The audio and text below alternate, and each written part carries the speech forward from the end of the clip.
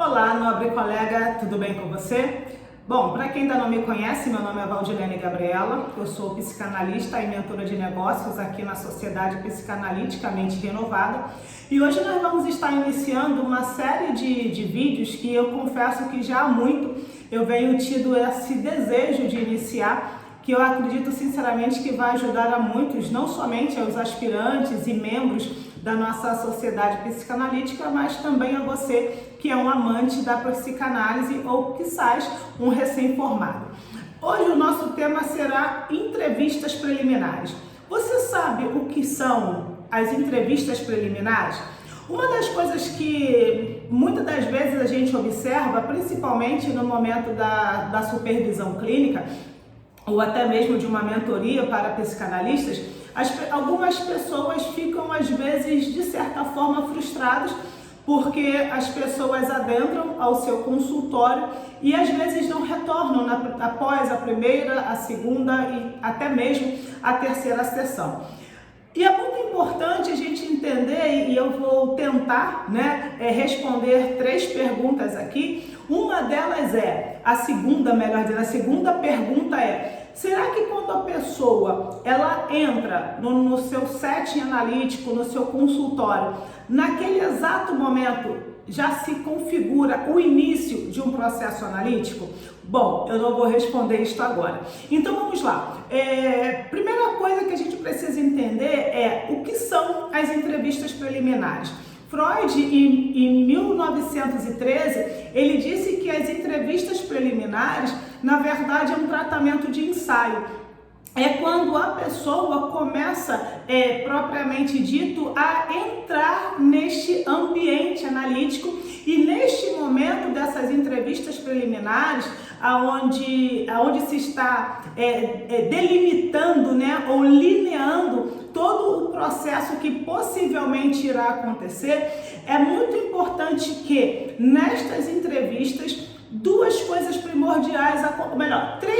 primordiais aconteçam. Primeiro, é justamente no momento das entrevistas preliminares que a transferência e também, consequentemente, a contra-transferência será instaurada. Se não houver transferência, consequentemente, não haverá um processo analítico. Uma segunda coisa que acontece nas entrevistas preliminares é que, neste momento, o analista começa a verificar também como se dará esse processo analítico.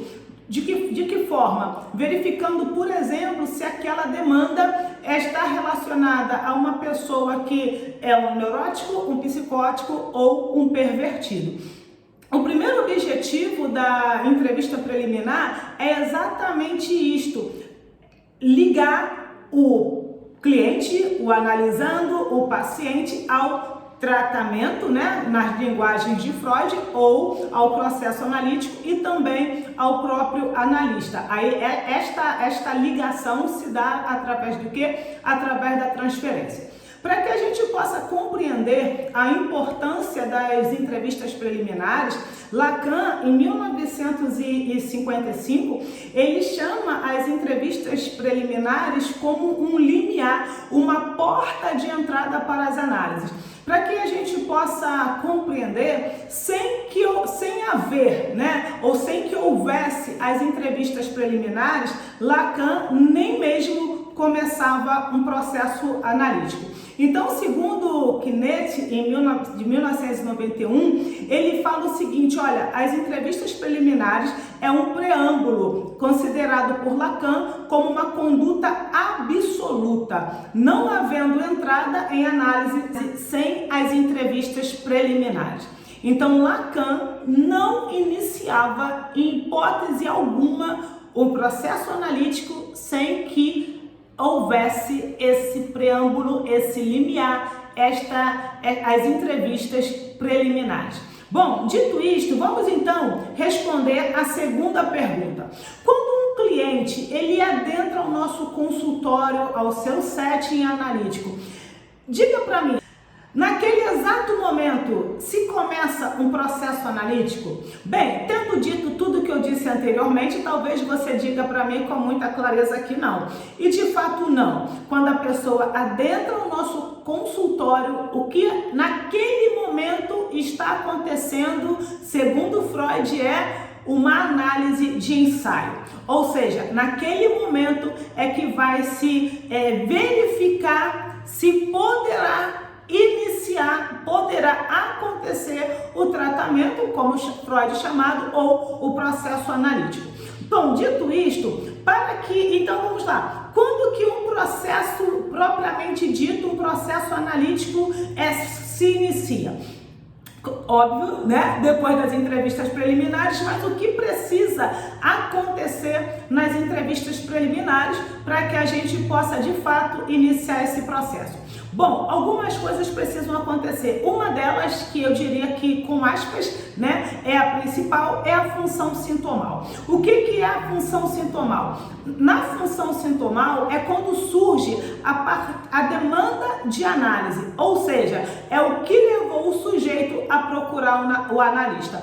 Mas é muito importante a gente entender que nem sempre, gravem isso, nem sempre a queixa principal do cliente, do analisando, de fato será a demanda de análise, por alguns motivos. Um deles, por exemplo, é a resistência, porque quanto mais nós vamos nos aproximando do núcleo patógeno, mais nós vamos literalmente nos distanciando de fato dessa demanda. Então, como que eu vou, como analista, como que eu vou identificar de fato qual é a demanda de análise do meu possível analisando? Simples, com aspas no simples. Quando esta queixa que ele traz, ela se torna repetitiva. E como que eu acabo sabendo disso? É porque justamente nas entrevistas preliminares, por mais que ele dê voltas no que ele está falando, que é natural que aconteça de novo, devido à resistência, o que acontece? Nós, como analistas, com o ouvido apurado que temos, com essa sensibilidade que temos, nós percebemos que há uma reincidência, há uma repetição naquela fala. Então, quando o nosso até então, né, possível analisando, ele traz uma queixa para nós e a gente percebe que essa queixa não é, me permita aqui a expressão popular, não é apenas um queixume, mas sim é uma demanda de análise, a gente pode dizer que temos aí o indício para que esse processo analítico inicie. Outra coisa que precisa acontecer nessas entrevistas preliminares é a transferência. Todos nós sabemos que sem transferência é impossível iniciar esse processo analítico. E como que eu sei que a transferência, eu como analista, tá? Eu digo isso, como que eu sei que de fato a transferência aconteceu? É quando o meu analisando, é quando o nosso analisando transfere para nós a demanda dele, querendo que a gente resolva. O que eu quero dizer com isso? Não é que ele vai colocar, porque às vezes eles fazem isso, colocam no nosso colo aquela demanda para que a gente solucione aquela situação. Mas na verdade, quando isso acontece, o nosso possível analisando está fazendo o quê? Nos colocando no lugar do suposto saber. Uma terceira coisa que precisa acontecer nessas entrevistas preliminares, eu já falei que é a função sintomal, a gente já entendeu qual é de fato a demanda de análise, a transferência já aconteceu e a gente precisa, o que mais precisa acontecer? O fator, digamos assim, primordial para que uma análise aconteça é que o nosso, até então, possível cliente, possível analisando, ele possa compreender o que de fato é a associação livre e falar livremente. Então, quando ele começa ou quando ele consegue falar exatamente aquilo que lhe vem à mente, com o mínimo de rodeios possíveis, de novo, a gente vai estar sempre falando da resistência aqui, a gente pode dizer que essa pessoa conseguiu compreender o que é o processo analítico. Então, veja bem, as entrevistas preliminares, o que é? é uma análise de ensaio. Quando o nosso cliente ele entra no nosso set, já se começa um processo analítico? Não. Então vamos lá para a terceira questão. Quanto tempo dura as entrevistas preliminares? Como na psicanálise tudo é muito subjetivo, não existe uma regra, ok? Olha, dura uma sessão, duram 20 sessões. Não existe isso. Quanto tempo dura uma entrevista preliminar? Ela pode durar de 1, por exemplo, a 8 sessões, ok? E o que vai acontecer nesse período para que a gente possa, de certa forma, dizer, olha, agora finalizaram-se as entrevistas preliminares e vamos começar, propriamente dito, no processo analítico. Isso acontece quando isso acontece quando nós, analistas, já conseguimos identificar se aquele sujeito que está diante de nós é um neurótico, psicótico ou pervertido. E com isso a gente consegue traçar um processo analítico. Quando eu falo traçar um processo analítico, eu não estou falando de fazer um planejamento estratégico para conduzir as sessões como se nós estivéssemos falando de coisas exatas, não. Mas nós já sabemos qual é a demanda que ele trouxe para nós já sabemos qual é a demanda de análise dele, ele já entendeu como que funciona um processo analítico, principalmente porque ele já compreendeu que nós não estamos aqui para aconselhar. Então o que acontece? Quando tudo isso que eu pontuei até aqui acontece, de fato, nós podemos dizer que vamos iniciar o processo analítico. Eu comecei dizendo que alguns profissionais ficam frustrados quando a pessoa não volta após a primeira, segunda, terceira sessão.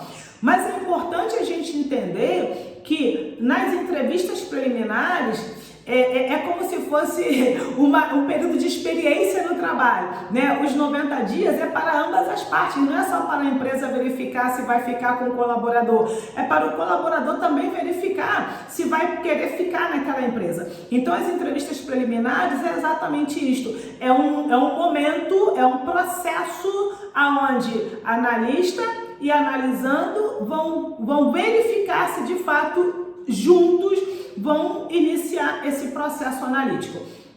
Então vamos lá, tentando, que não é isto, tá? Tentando colocar um número aqui, essas 8 primeiras sessões, essas 4 primeiras sessões, essas X primeiras sessões são apenas análises de ensaio, são apenas sessões preliminares. Por que Freud falava isso? Para que só após, de fato, a transferência estar instalada, estar consolidada, então começava-se um processo analítico para que não iniciasse esse processo e a ter que haver uma interrupção, porque essas interrupções elas não são boas para ambas as partes. Tá certo? Um fortíssimo abraço. Se você gostou desse vídeo, por gentileza, compartilhe com seus amigos. Deixe nos comentários se este tema foi válido para você, se contribuiu para o seu processo, né, como analista, e qual outro tema que você gostaria que nós abordássemos aqui na psicanálise na prática. Um forte abraço e até a próxima. De sua psicanalista e mentora, Valdilene Gabriela.